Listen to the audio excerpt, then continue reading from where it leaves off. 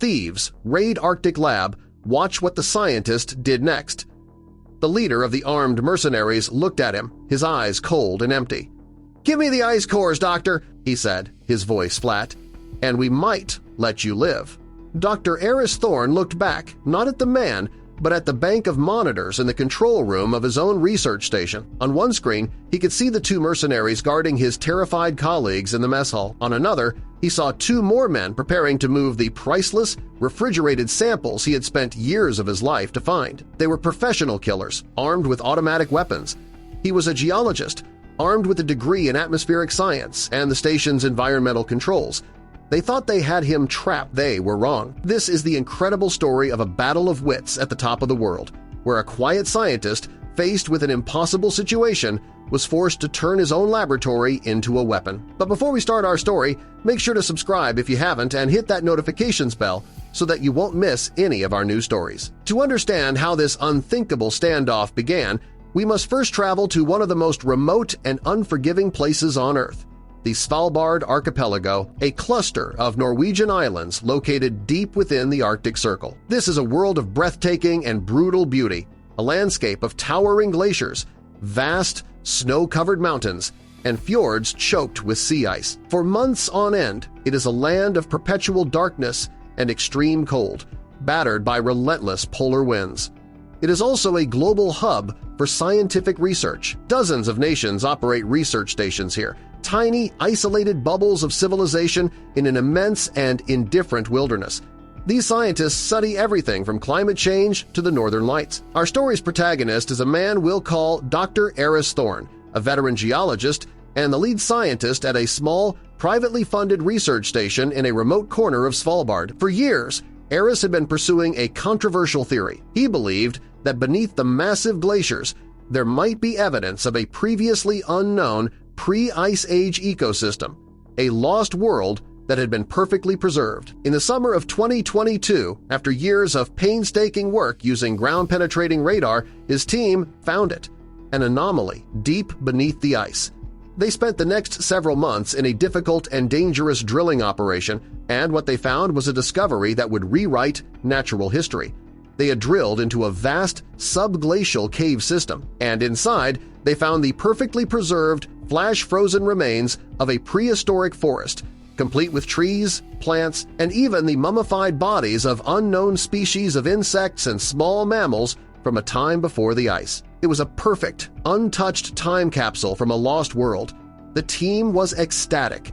This was the discovery of a lifetime. They carefully collected their first core samples, but Aris and his team had no idea that they were not alone. Their secret discovery had been compromised. For months, a sophisticated and ruthless international syndicate that specialized in the theft and black market sale of unique scientific and historical artifacts had been secretly monitoring their communications. They knew exactly what Aris's team had found, and they wanted it. An object as unique as a perfectly preserved prehistoric ecosystem would be worth tens of millions of dollars to the shadowy, unscrupulous private collectors who fueled this illegal trade. And they had dispatched a team of professional mercenaries disguised as an eco-tourist group to take it by force.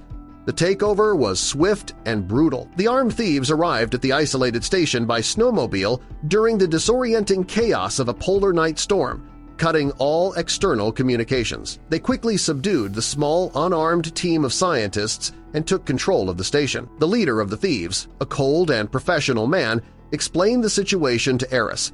They were not there to hurt them. They were there for the ice core samples. They would take the samples, wait for their extraction by helicopter, and then leave. But Aris knew that the thieves could not afford to leave any witnesses. Once they had the samples, he and his team would be a liability. Their survival now depended on outsmarting a team of trained killers in the most isolated place on Earth. Aris and his team were locked in the station's common area while the thieves prepared to move the heavy, refrigerated ice core containers. But this was Aris's home. He had helped design it. He knew every system, every corridor, and every weakness. His first move was one of feigned cooperation. The leader ordered Aris to show his men the safest way to transport the heavy, refrigerated ice core containers to the station's helicopter pad. Aris agreed. Aris directed the two men down a long, white, sterile corridor. The moment they were through the doorway, Aris's fingers flew across the control panel.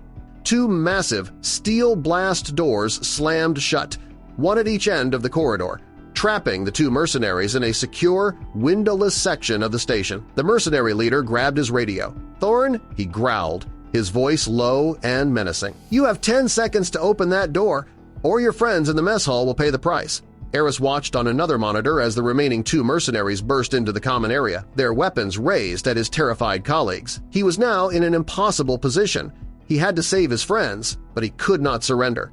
His mind raced, calculating the odds, running through a dozen different scenarios. The station was a complex machine, and every machine had a weakness. The mercenaries thought they were in control. It was time to show them who really ran this place. This brings us to the dark and secretive world that these thieves operated in.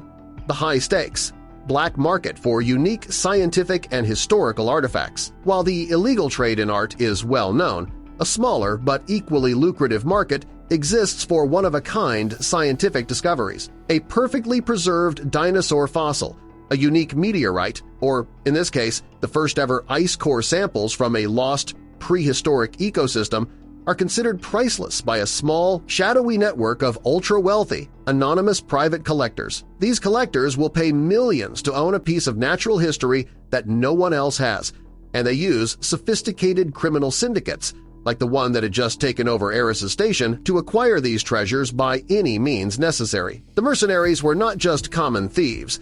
They were highly paid professionals in a multi-billion-dollar illegal industry, and they were not about to let their prize slip away. Back in the station, Aris opened a communication channel, his voice calm and steady over the intercom. "There is another, more important sample," he said, his voice echoing through the station. "It's in the atmospheric research lab. It's highly volatile and must be secured." This was an open loop, a baited trap. The lead mercenary hesitated. He knew Aris could be lying. He looked at his last remaining man. "Go," he ordered, "but if this is a trick, I will execute every last one of your friends." Aris watched on the monitor as the mercenary, a large and imposing man, forced one of the captive scientists to lead him towards the lab. He knew the mercenary's greed would be his downfall. The atmospheric lab was a sealed environment designed to analyze air samples from the ice cores. Aris watched as the mercenary and the scientist entered the small antechamber. The mercenary nodded impatiently. The steel door hissed shut behind him. He was now sealed in. Now, it was just him and the leader. The leader knew he had been outplayed again. His team of 4 professional killers had been reduced to just him, defeated by a lone, unarmed scientist. His radio was silent. The storm outside raged. He was trapped. His rage turned to a cold, calculated fury. He would hunt Aris down himself, but Aris had one final trap, the most powerful and unpredictable of all: the Arctic itself. He triggered a new alarm, a false fire alarm for the station's exterior diesel fuel depot. A loud, clanging bell echoed through the complex, and red lights began to flash. The mercenary leader, thinking Aris was trying to destroy the station, was forced to act. He had to go outside to investigate. He put on a heavy Arctic parka and stepped out into the swirling, disorienting chaos of the polar night storm. The wind was a physical wall, and the visibility was near zero. This was exactly what Aris had been waiting for. From the control room, he activated the station's powerful, stadium-sized exterior floodlights. The night was instantly turned into a blinding, chaotic world of white. The mercenary was now alone, lost, and blind in the middle of a polar storm, with temperatures dropping to 30 below zero. The Arctic would do the rest. With the station now secure, Aris was finally able to activate a hidden, emergency-only satellite distress beacon. A few hours later, a Norwegian Coast Guard helicopter, guided by the beacon, arrived. They found the station's scientists safe, and the captured mercenaries locked away. The story of the attempted heist and the quiet, unassuming scientist who had outsmarted a team of armed killers became a legend in the scientific community. The discovery of the subglacial ecosystem was now safe. It was announced to the world and hailed as one of the most important biological discoveries of the 21st century, a perfect window into a lost world. The story of Dr. Aris Thorne is a powerful reminder that the greatest weapon is not a gun, but knowledge. He was a man of peace, but when his life's work and his team were threatened, he used his intellect, his courage, and his intimate understanding of his environment to become an unlikely and victorious hero.